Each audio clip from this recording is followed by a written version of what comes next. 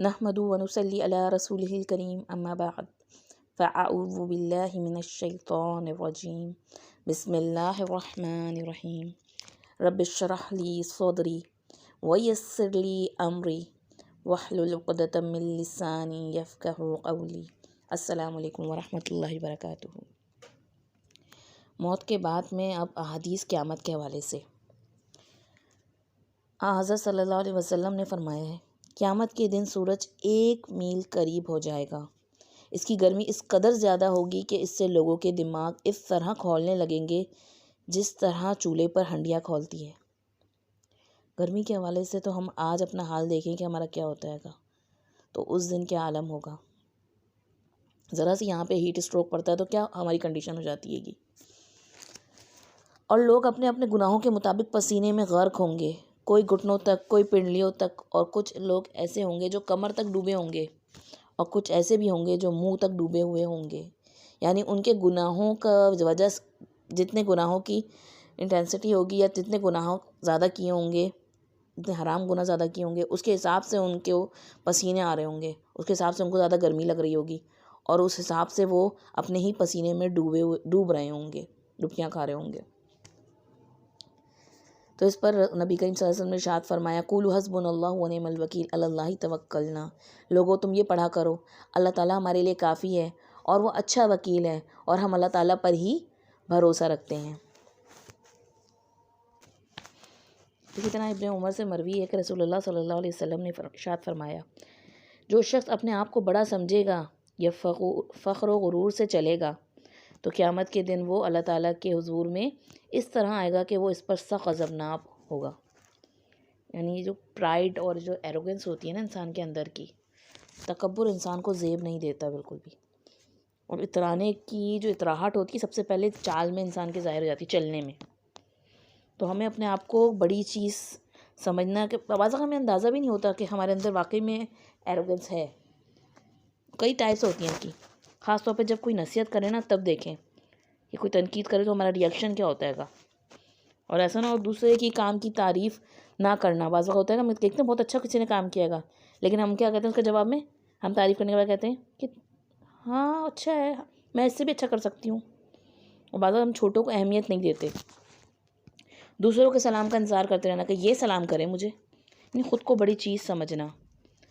تو بعض وقت کیا ہوتا ہے، ہم ڈھیٹ بن جاتے ہیں، اپنی غلطی ہم مانتے بھی نہیں ہیں، تو ایروگنس جو ہوتی ہے نا بہت مشکل سے نکلتی ہے۔ ہر وقت اپنے ہی کاموں کا ذکر کرتے رہنا، میں نے یہ کیا، میں نے یہ کیا، میں تو یہ، اور دوسروں کی غلطیاں نظر آ جائے، اپنی غلطی نظر ہی نہ آئے، اور اگر کوئی دوسرا دکھائے بتائے تو ماننے کو بھی تیار نہیں ہونا، اس کو ایکسیپٹ ہی نہیں کرنا۔ تو یہ اصل میں انسان کا چھپا ہوا ایروگنس اور چھپا ہوا تکبر ہے گا۔ تو تکبر ایسی چیز ہے جس کے ساتھ انسان جنت میں نہیں داخل ہو سکتا ہے گا۔ اسی طرح صحیحین میں مروی ہے، رسول اللہ صلی اللہ علیہ وسلم نے ارشاد فرمایا، قیامت کے دن تصویریں بنانے والوں کو عذاب دیا جائے گا اور انہیں کہا جائے گا کہ جو تم نے بنائی ہیں ان میں جان ڈالو۔ یہاں یہ مختلف انداز سے قیامت کے دن کے حوالے سے مختلف گناہوں کو ہائی لائٹ کر کے بتا رہے ہیں کہ کیسے کیسے گناہوں، مطلب بعض ہو سکتا ہے کہ کوئی ایک انسان جو ہے بہت اچھا ہو، بہت اچھا اخلاق کا ہے، سب کچھ ہے، لیکن اسے نہ معلوم ہو یا وہ اس طرح کی تصویریں ڈرائنگ کرتا ہو خاص طور پہ جو، تو پھر وہ کیا ہو جائے گا، اس گناہ میں پڑنے کی وجہ سے وہ اپنی آخرت داؤ پہ لگا سکتا ہے گا۔ تو انسان کو اس سے بچنا چاہیے۔ ڈرائنگ کر سکتا ہے انسان نان لیونگ تھنگس وغیرہ کی، لیکن خاص طور پہ ہاتھ کی ڈرائنگ جو ہے نا، اور اس میں لیونگ تھنگس کی نہیں بنانی چاہیے کوئی بھی۔ تو یہ دونوں چیزیں ہمیں، کیونکہ ڈرائنگ بھی بعض وقت انسان کو نا اپنی سیلف پروجیکشن اور اپنی خود پسندی اور اپنی خود نمائی کی طرف لے جاتی ہے، کہ اس کی وجہ سے بھی انسان میں تکبر آ جاتا ہے۔ ایک بہت ماہر اسٹیچو میکر جو تھا نا، اس نے حضرت موسیٰ علیہ السلام کا اسٹیچو بنایا تھا، تو پھر وہ کہنے لگا، اتنا اس نے اس سے بنایا، اور بعد میں کہنے لگا کہ کم آن موزس، جسٹ ٹو، مطلب آپ بولنا شروع کر دو، اسپیک، بس تمہاری اتنی دیر رہ گئی ہے گی، میں نے تمہیں کمپلیٹ کر لیا۔ یعنی اپنے آپ کو خالق کی طرح سمجھنے لگنا کہ خالق کی کاپی کر لی ہم نے۔ تو اس وجہ سے، ان وجوہات کی وجہ سے اس گناہ کو بہت زیادہ ہائی لیول پہ رکھا گیا ہے گا۔ بخاری اور مسلم کی روایت ہے، جب تم میں سے کوئی مر جاتا ہے تو صبح و شام اس کا ٹھکانہ اس کے سامنے پیش کیا جاتا ہے، جنتی ہے تو جنت کا اور دوزخی ہے تو دوزخ کا، اور اسے کہا جاتا ہے کہ یہ قیامت تک کا تمہارا ٹھکانہ ہے، جب اللہ تعالیٰ تمہیں دوبارہ اٹھائے گا۔ یعنی قبر میں اس کو سین دکھایا جاتا ہے گا کہ تمہارے ساتھ آگے تمہیں حقیقت میں کس جگہ کس مقام پہ تم پہنچنے والے ہو۔ تو خدا نخواستہ اگر جہنمی کو جہنم کا ٹھکانہ دکھایا جائے تو کتنی تکلیف دہ کیفیت ہوتی ہوگی کہ انسان کے صبح شام بڑھ جاتی ہوگی انٹینسٹی اس کے عذاب کی لیول کی، اس تکلیف اس کو دیکھتے ہوئے کہ مجھے ابھی اس سے زیادہ اور عذاب والی جگہ پہ جانا ہے۔ صحیح بخاری کی روایت ہے کتاب الجنائز کی، جب جنتی لوگ جنت میں داخل ہو جائیں گے اور جہنمی لوگ جہنم میں، تو موت کو جنت اور دوزخ کے درمیان لا کھڑا کر دیا جائے گا۔ یعنی موت جو ہے گی اس کو ایک مینڈے کی شکل میں لا کر درمیان میں کھڑا کیا جائے گا جنت اور دوزخ کے، اور لوگوں کو دکھایا جائے گا اور اسے ذبح کر دیا جائے گا، اور اس کے بعد اللہ کا منادی پکارے گا، یعنی اللہ کی طرف سے کوئی پکارنے والا پکارے گا، اے جنت والو تمہارے لیے ہمیشہ ہمیشہ کے لیے جنت ہے اور موت نہیں ہے، اے دوزخ والو تمہارے لیے ہمیشہ ہمیشہ کے لیے جہنم ہے اور اب موت نہیں ہے۔ یہ سن کر جنتی لوگوں کی خوشی میں اتنی اضافہ ہوگا کہ اگر وہ مر سکتے تو مر جاتے ہیں، مطلب خوشی سے انسان بعض وقت مر جاتا ہے نا، اور دوزخیوں کے غم میں اتنا اضافہ ہو جائے گا کہ اگر وہ موت اگر آ سکتی ہوتی تو وہ اس وقت اتنی تکلیف سے مر جاتے، لیکن اب موت ہی نہیں آنی ہے گی۔ تو جس انسان کو ان چیزوں سے واسطہ پڑنے والا ہو وہ کیسے دنیا میں غفلت والی زندگی گزار سکتا ہے؟ کتنا ضروری ہے کہ ہم اپنے آپ کو آخرت کے حوالے سے پریپیئر کر کے پھونک پھونک کا قدم رکھیں اپنی لائف کا، اور اپنی لائف کی قیمتی پریشیس ہمارا جو ٹائم ہے گا اس کو ان کاموں میں لگائیں جس سے ہم جنت کے قریب ہوں، اور ان چیزوں سے تو بہت دور رہیں جو ہمیں جہنم کے راستے کی طرف لے جا سکتی ہیں گی۔ تو اسی طرح کی چند روایت اور ہیں گی جو گناہوں کی طرف سے۔ مسند احمد کی روایت ہے، جس نے 10 درہم میں کوئی کپڑا خریدا اور اس میں سے 1 درہم بھی اگر حرام کا تھا تو جب تک یہ کپڑا اس کے جسم پر ہوگا اللہ تعالیٰ اس کی نماز قبول نہیں فرمائے گا۔ کتنی خطرناک بات ہے نا۔ ہم بعض اوقات بہت عبادت کر رہے ہوتے ہیں لیکن ہم یہ نہیں سوچتے کہ ہماری زندگی جو ہے گی وہ حرام سے تو ایسوسیٹ نہیں ہے۔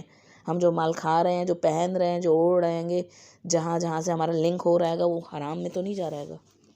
اسی طرح مسند احمد کی روایت میں آتا ہے، جس نے نشہ پی کر 1 وقت کی نماز ترک کر دی تو گویا دنیا و مافیہ کی سب ملکیت تھی اس سے چھین لی گئی۔ یعنی اگر اسے پوری ارتھ کا کنگ بنا دیا گیا ہو، وہ پوری ارتھ کی مطلب ملکیت اس سے چھین لی جائے، مطلب اتنا نقصان ہے۔ اور بخاری کی روایت میں آتا ہے، جس کی عصر کی نماز گئی تو اس کے ایسا نقصان ہے جیسے اس کے گھر اور گھر والے سب ہلاک ہو گئے ہوں۔ تو بعض وقت انسان کو احساس بھی نہیں ہوتا کہ انسان نمازوں پہ نمازیں اپنی جسٹ فار ویڈیو گیمز کھیل رہے ہیں اور اسکرولنگ کر رہے ہیں سوشل میڈیا پہ، اور وہ سب ٹائم ضائع ہو رہا ہے گا، اور ہمیں نمازوں کے معاملے میں کیئر لیس بیٹھے ہوتے ہیں گے، بالکل انکانشیس لائف گزار رہے ہوتے ہیں گے۔ تو آپ خود سوچیں اگر دنیا میں ہمارا واقعی میں ایک محل بھی ہو اور وہ کسی کا پتہ چلے کہ وہ محل ڈھہ گیا، یا کوئی ایک فیکٹری ہے گی، یا کوئی ایک چیز ایسی ہے گی بہت قیمتی، تو کتنا انسان کو صدمہ ہوتا ہے کہ اس کا سن کر۔ تو اگر اس کو اندازہ بھی نہیں کہ اس کی ایک نماز اگر ضائع ہو رہی ہے تو پوری ارتھ جتنا سمجھیں آپ، اس کی دنیا مافیہ میں جو کچھ بھی ہے اس کی ملکیت جتنا اس کا نقصان ہو رہا ہے۔ ابن مسعود سے مروی ہے کہ رسول اللہ صلی اللہ علیہ وسلم نے ارشاد فرمایا، مسند احمد کی روایت ہے، چھوٹے چھوٹے گناہوں سے، حضرت عائشہ رضی اللہ عنہا سے فرمایا تھا آپ صلی اللہ علیہ وسلم، چھوٹے چھوٹے گناہوں سے بھی تم اپنے آپ کو بچاؤ، کیونکہ جب چھوٹے چھوٹے گناہ زیادہ ہو جاتے ہیں تو انسان کو ہلاک کر دیتے ہیں۔ چھوٹے گناہ، صغیرہ گناہوں کو تو ہم بعض وقت لسٹ میں بھی نہیں لیتے ہیں گے۔ نبی کریم صلی اللہ علیہ وسلم نے کس طرح سمجھایا؟ اس کے بعد آپ صلی اللہ علیہ وسلم نے اس کی مثال پیش فرمائی کہ جب لوگ کسی صحرا میں منزل کرتے ہیں اور کھانا پکانے کا وقت آتا ہے تو کوئی لکڑی لے آتا ہے، کوئی اونٹ کی مینگنی، یعنی سب ایک دوسرے کو کہتے ہیں جاؤ تھوڑے تھوڑی جمع کر کے لاؤ، اور جب وہ سب ساری جھاڑیاں اور لکڑیاں جمع کرتے ہیں تو اس کا ڈھیر لگ جاتا ہے اور پھر آگ جلائی جاتی ہے تو اچھی خاصی آگ جل جاتی ہے گی۔ تو اسی طرح ہمیں اندازہ بھی نہیں ہوتا، بعض ہم چھوٹے چھوٹے گناہ کو جس کو گناہ بھی نہیں سمجھ رہے ہوتے ہم اس میں انوالو ہوتے ہیں گے، اور وہ کس طرح کا ڈھیر لگ سکتا ہے اور ہمیں جہنم کی طرف لے جا سکتا ہے۔ تو اگر بندہ صغیرہ گناہوں پر انسسٹ کرتا ہے، اصرار کرتا ہے، اس پہ لگا ہوا ہے گا، غلطی نہ مانے اور ہٹ درمی سے کرتا رہے تو وہ گناہ بھی کبیرہ گناہ بن جاتا ہے۔ تو کیا ہمیں صغیرہ اور کبیرہ گناہ میں فرق پتہ ہے؟ صغیرہ گناہوں کو تو بعض وقت ہم گناہ سمجھتے بھی نہیں ہیں۔ جب ہم مطمئن بیٹھے ہوں نا کہ ہم تو کرتے ہی نہیں ہیں تو پھر ہم بھلا کیا توبہ کریں گے یا کیا بچیں گے اس سے؟ صغیرہ گناہ وہ ہوتا ہے جو کبیرہ گناہ تک لے جاتے ہیں، کیونکہ قرآن مجید اور احادیث مبارکہ میں کبائر کی لسٹ دی گئی ہے، صغیرہ گناہوں کی لسٹ نہیں دی گئی، خاص طور پہ کبیرہ گناہوں کی لسٹ دی گئی ہے گی، اور اس سے باقیہ جو ہوتے ہیں وہ باقی صغیرہ ہوتے ہیں۔ جیسے کہ کبیرہ گناہ زنا، لیکن زنا سے پہلے انسان، نبی کریم صلی اللہ علیہ وسلم نے فرمایا نا کہ نگاہ کا بھی زنا ہوتا ہے، کان کا بھی زنا ہوتا ہے گا، ہاتھ کا بھی زنا ہوتا ہے گا، زبان کا بھی زنا ہوتا ہے. یعنی یہ سب چیزیں جو زنا کے اسٹیپس کی طرف لے جا رہی ہیں انسان کو. انسان ایک حرام بندے سے مطلب ایک محرم نان محرم سے بات کر رہا ہے گا اور حرام ریلیشن میں، اور پھر وہ ظاہر سی بات ہے چٹ چیٹ کر رہا ہے گا اپنی انگلیوں کے ذریعے، اپنی زبان کے ذریعے، اپنی آنکھوں کے ذریعے، اپنے کان کے ذریعے، جو کچھ بھی ہو رہا ہے وہ سب جو ہے گا وہ بظاہر ابھی صغیرہ میں چل رہا ہے گا، لیکن وہ ہے زنا کا ہی پارٹ، اور لے جا کے وہ آخر میں کبیرہ گناہ زنا میں انسان کو انوالو کر دیتا ہے. تو جب انسان کو صحیح علم نہ ہو نا تو انسان اندازہ بھی نہیں کر سکتا کہ مجھے بچنا کہاں سے، کس چیز سے بچنا ہے گا، شیطان اس کو کس طرح سے ٹریپ کرتا ہے گا. اور جھوٹ کتنا انوالو ہوتا ہے. جھوٹ بتائیں صغیرہ گناہ ہے، جھوٹ کبائر میں آتا ہے. غیبت کبائر میں آتی ہیں. ہم کس طریقے سے لوگوں کو ہر وقت ڈسکس کر رہے ہوتے ہیں گے ان کے پیچھے. امانت کا لوٹنا یا پھر نہ لوٹانا، امانت کا پورا نہ کرنا، فلفل نہ کرنا، اپنے ریسورسز کو ضائع کرنا کتنا بڑا مسئلہ ہے. ہم اس معاملے میں بالکل فکر نہیں کرتے ہیں گے.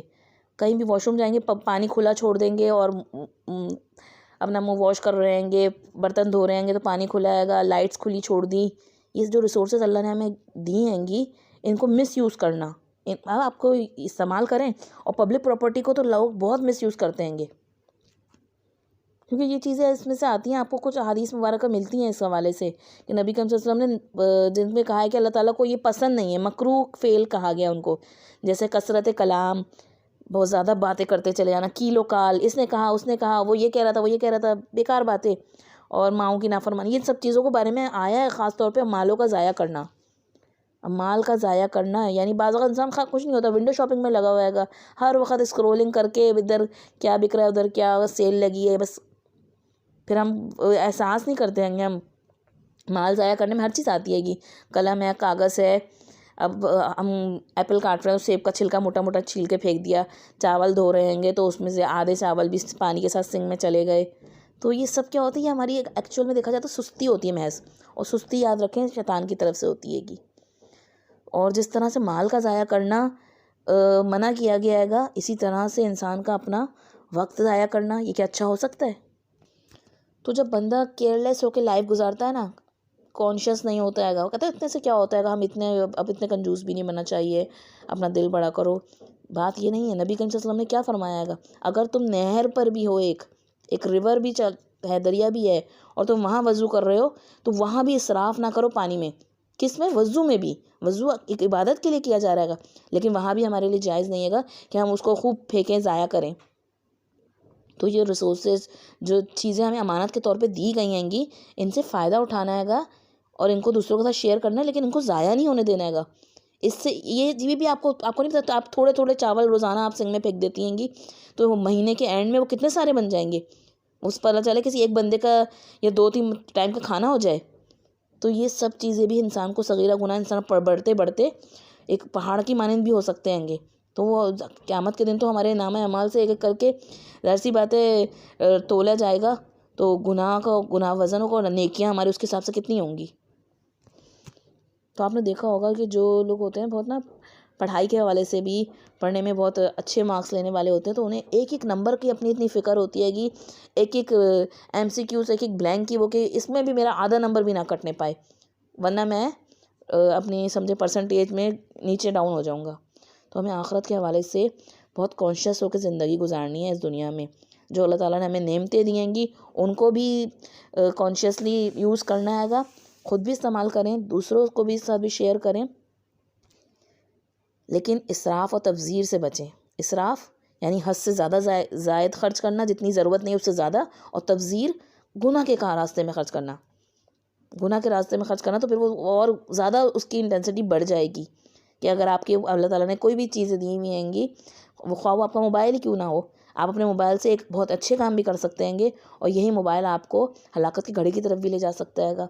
تو اپنی تمام نعمتوں کو مس یوز نہ کریں، بلکہ تھاٹ فل ہو کے سوچ سمجھ کے اس کو کہ کس طریقے سے اس کو میں بہتر استعمال کر سکتی ہوں جس سے میرا بھی فائدہ ہو، سوسائٹی کا بھی فائدہ ہو. تو ایکچوئل میں ہمیں اپنی لائف پہ غور و فکر کرنا ہے کہ میں کیسی زندگی گزار رہی ہوں، اللہ نے ہمیں کیا کیا نعمتیں دی ہیں اور میں ان کو کیسے یوز کر رہی ہوں. میرا نعمتوں کے ساتھ کیا معاملہ ہے؟ وہ مجھے شکر گزار بندہ بنا رہی ہیں یا نعمتوں سے میرے اندر غرور و تکبر تو نہیں آ رہا، اور کہیں میں ان کو رب کی نافرمانی میں تو نہیں لگا رہی؟ تو اپنی زندگی پہ غور کر کے اور اپنی لائف سے کبائر سے تو بہت زیادہ بچنا ہے گا، صغیرہ گناہوں سے بھی بچنے کی کوشش کرنی ہے، کیونکہ جو صغیرہ گناہوں سے بچنے کی کوشش کرے گا تو اللہ تعالیٰ اس کو بچا لے گا انشاءاللہ تعالیٰ۔